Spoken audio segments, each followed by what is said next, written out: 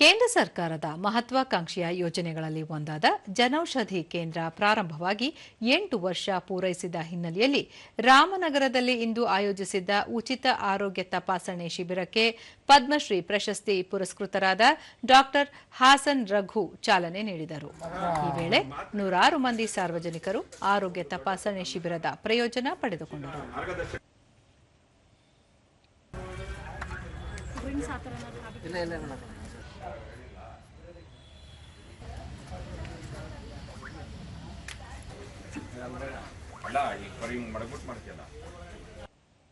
ದೂರದರ್ಶನದೊಂದಿಗೆ ಡಾ ಹಾಸನ್ ರಘು, ಪ್ರಧಾನಿ ನರೇಂದ್ರ ಮೋದಿ ಅವರು ಜಾರಿಗೆ ತಂದಿರುವ ಜನೌಷಧಿ ಕೇಂದ್ರಗಳಿಂದ ಜನಸಾಮಾನ್ಯರಿಗೆ ಸಾಕಷ್ಟು ಪ್ರಯೋಜನವಾಗಿದೆ.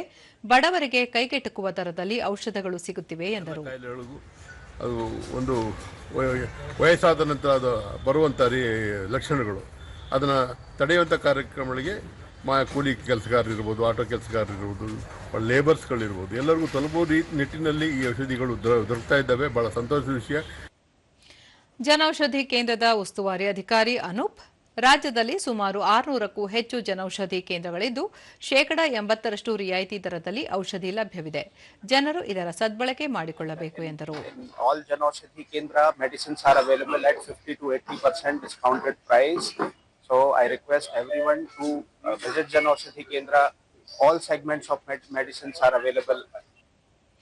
ಜನೌಷಧಿ ಕೇಂದ್ರದ ಮಾಲೀಕ ಕೆಎಸ್ ಕೃಷ್ಣ, ಜನೌಷಧಿ ಕೇಂದ್ರದಿಂದ ಬಡ, ಮಧ್ಯಮ ಹಾಗೂ ಕಾರ್ಮಿಕರಿಗೆ ಹೆಚ್ಚಿನ ಅನುಕೂಲವಾಗಿದೆ ಎಂದು ಹೇಳಿದರು. ನಾವು ಈ ಒಂದು ನಿಟ್ಟಿನಲ್ಲಿ ನೆನಪಿಸಿಕೊಳ್ತಾ ಈ ಒಂದು ಕಾರ್ಯಕ್ರಮ ಇಡೀ ಭಾರತದಾದ್ಯಂತ ಜನೌಷಧಿ ಕೇಂದ್ರಗಳು ಎಲ್ಲೆಲ್ಲಿ ಇದೆ ಅಲ್ಲೆಲ್ಲ ಕೂಡ ಈ ಒಂದು ಮಾರ್ಚ್ 1ರಿಂದ ಮಾರ್ಚ್ 6ರವರೆಗೂ ಉಚಿತ ಆರೋಗ್ಯ ತಪಾಸಣಾ ಶಿಬಿರ ಇಡೀ ಭಾರತದಾದ್ಯಂತ ನಡೀತಾ ಇದೆ. ಗ್ರಾಹಕ ಚಂದ್ರು, ಹೃದ್ರೋಗ ಮತ್ತು ಮಧುಮೇಹಕ್ಕೆ ಖಾಸಗಿ ಆಸ್ಪತ್ರೆಯಲ್ಲಿ ದುಬಾರಿ ಹಣ ನೀಡಿ ಖರೀದಿಸಿದ ಔಷಧಿಗಳು ಉತ್ತಮವಾಗಿರಲಿಲ್ಲ.